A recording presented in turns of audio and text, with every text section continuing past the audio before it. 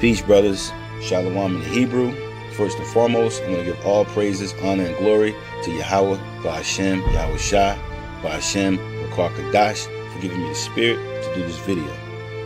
What I want to talk about today is Revelations 3 and 16, specifically the word lukewarm, and why it was used in reference to the Laodiceans. I'm going to touch on a little bit of archaeological points, a little bit of historical points, and hopefully brothers are edified on why Yahweh Shai used this word specifically for this church. Okay, we'll start here at Revelations 3 and 14. And unto the angel of the church of the Laodiceans write, these things saith the Amen, the faithful and true witness, the beginning of the creation of God. I know thy works, that thou art neither cold nor hot. I would thou were cold or hot. So then, because thou art lukewarm, and neither cold nor hot, I will spew thee out of my mouth. So basically, he's talking to the church of Laodicea, right? And he's basically saying that you guys got the truth, but you guys are just sitting on your thumbs. You're not doing anything. You guys are just lackadaisical, lazy, much like some of the brothers that get the truth and they're not on fire for it, right? So that's why Yahweh Shai said, I'd rather you be hot or cold. Hot meaning being on fire, cold meaning just get out of here, beat it. And when you read in Revelation, specifically the first 3 chapters, it goes into the 7 churches, and it gets some context on those churches. This is Revelations 1 and 11, saying, I am Alpha and Omega, the first and the last, and what thou seest, write in a book, and send it into the 7 churches which are in Asia, unto Ephesus, and unto Smyrna, and unto Pergamos, and unto Thyatira, and unto Sardis, and unto Philadelphia, and unto Laodicea. Okay, so he was writing. So John was writing this to these churches, right?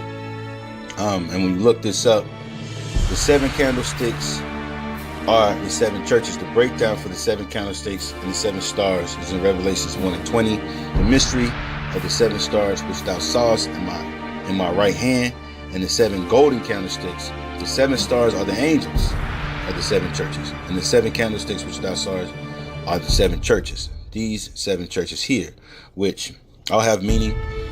Emphasis means permitted. Smyrna means myrrh. Pergamos means height or elevation. Thyatira means odor or affliction. Sardis means red ones. Philadelphia means brotherly love. Laodicea means justice of the people. Okay? And going back to Revelations 3 and 16, there was a specific reason why he used the metaphor, or he metaphorically was speaking to the church of Laodicea and referenced the word lukewarm. When you go into the history of Laodicea and the neighboring cities, you find out specifically why he said that. And let's read some of these little accounts. So I'm using the Takara Bible, right? You get it from the Google Play Store, right?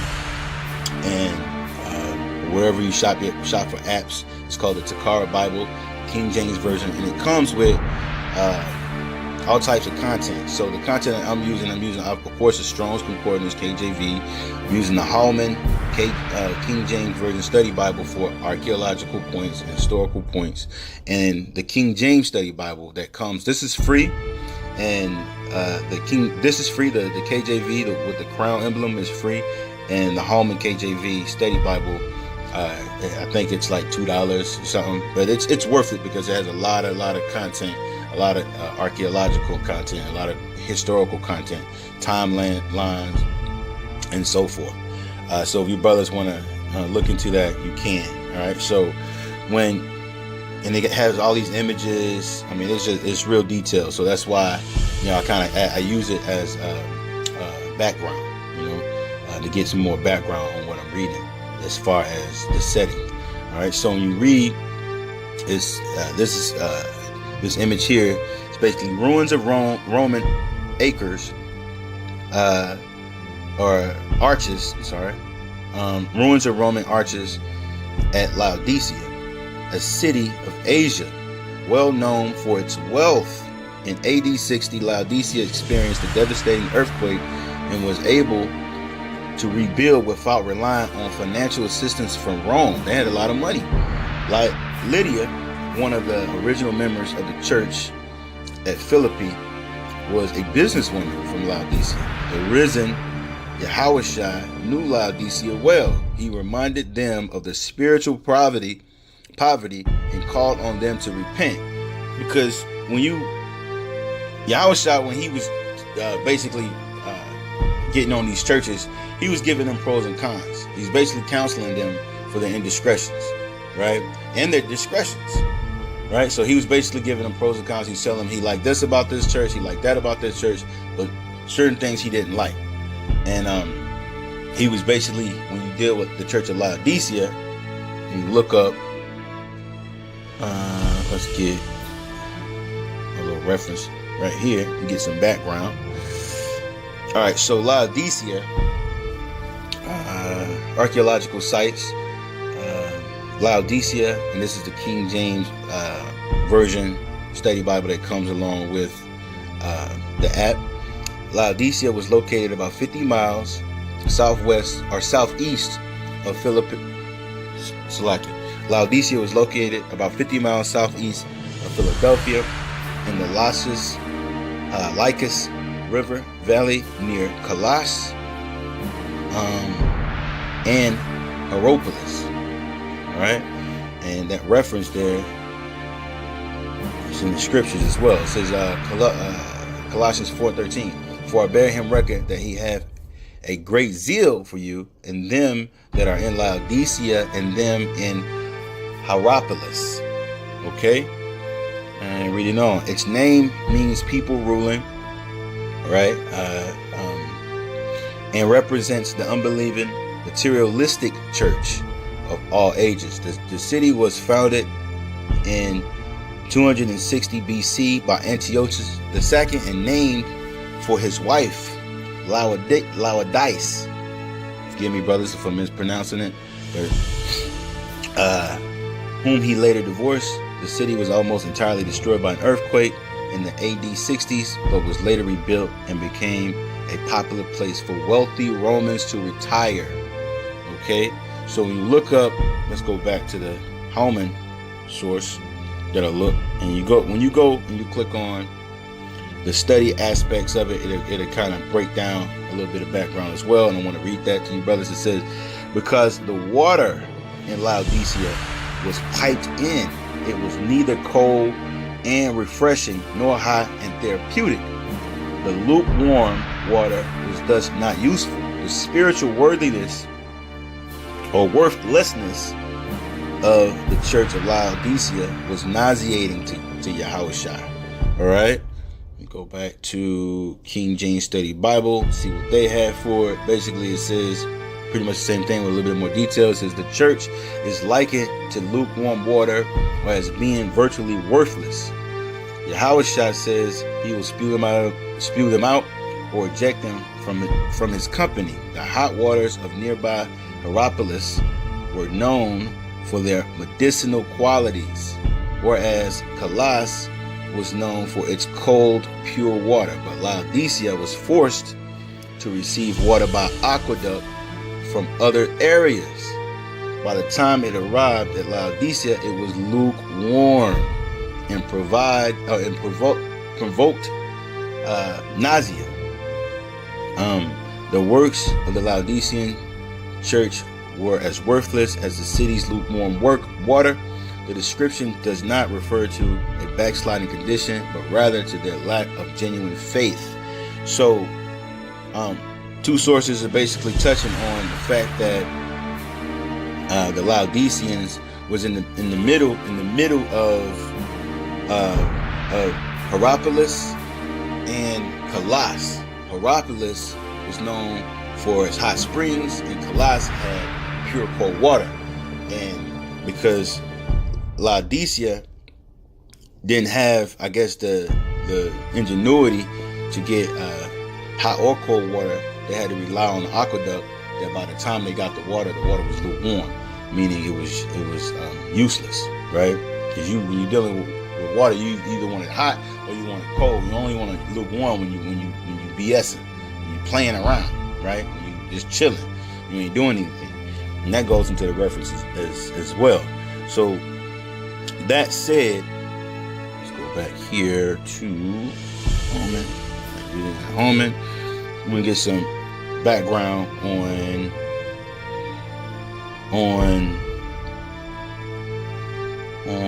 let's see here, Hierapolis. So when you look up Hierapolis, it'll tell you Hierapolis. The word Hierapolis, the polis, just means, it's Greek for city, right? Hara, the E is silent. Hara in ancient Greek literally means holy city.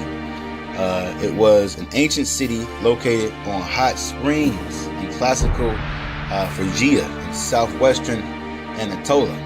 Its ruins are adjacent to modern Pamukkale in Turkey. That's a Turkish word. And currently comprised an archaeological museum designated as a UNESCO World Heritage Site. So when you look at that word, or that reference in Wikipedia, it means United Nations Educational, Scientific, and Cultural Organization. Now, when I was looking at this, the word organization it looks strange to me. So I looked that up, and basically, it's basically telling me that this is a British organization, because the way you write organization or spell organization with a Z, it's basically saying that that's an American adaptation of the word, and when you put an S in there, that's a British adaptation of the word. Briefly, actually, just to give you some background on that. So moving on, the hot springs is just talking about Hierapolis. The hot springs have been used as a spa since the 2nd century BC, with many patrons retiring or dying there. Right, the large necropolis, right? Polis means city. Necrop means, this is basically talking about a graveyard or a cemetery. Necropolis, like necromancer, right? When you look it up, it goes and it tells you there's a large designed cemetery with elaborate tomb monuments. You brothers can look further into that to get more understanding on it. So the large necropolis is filled with sarcophagi. That's the plural form of sarcophagus or sarcophagus, right? So when you look into this word, it's basically saying that it's a sarcophagus made out of limestone, made out of stone, and they believe when they was making these that it would help the decaying process. It would help the body decay faster. So reading it again, the hot springs have been used as a spa since the 2nd century BC, with many patrons retiring or dying there. The large necropolis is filled with sacrifice, or forgive me for saying this, it says sarcophagi or sarcophagi. The most famously that of Marcus Aurelius Ammianus, right? Some famous Roman emperor is buried there, which bears a relief depicting the earliest known example of a crank and rod mechanism, basically a crankshaft. The great baths were constructed with huge stone blocks without the use of cement, and consisted of various closed or open sections linked together. There are deep niches in the intersection, and that's basically implied. Clarification needed. That's implied, including the bath, library, and gymnasium. Okay, and just to touch on the area that this is talking about, when you look here, it's a map of Asia, Middle East, Turkey, Africa, Europe, right? So when it says Asia, let me get some more reference here of what I'm saying. When you go to Revelations 1 and the 11th verse, it says, saying, I am Alpha and Omega, the first and the last, and what thou seest write in the book and send it to the 7 churches which are in Asia. You click here, the Strong's G773, Asia, basically says Orient, Asia properly, a pro-consular, Asia embracing Mysia, Lydia, Phrygia, and Cairo, corresponding closely to Turkey today. It says basically here, when you go into the definition, Asia, that is Asia Minor, right?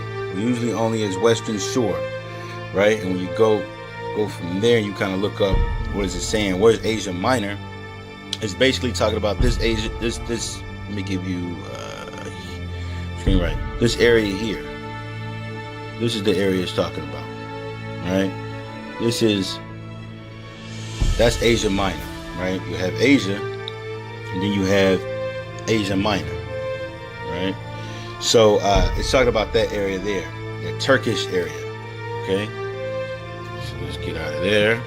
Disregard that. And let me see if I can get a better map that I had here. What's up here?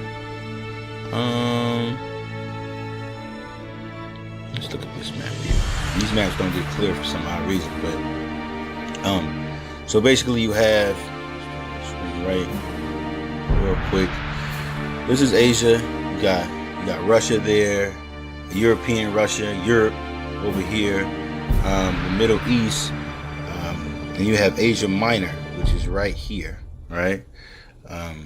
It's Northeast Africa, and it's southwest of Asia.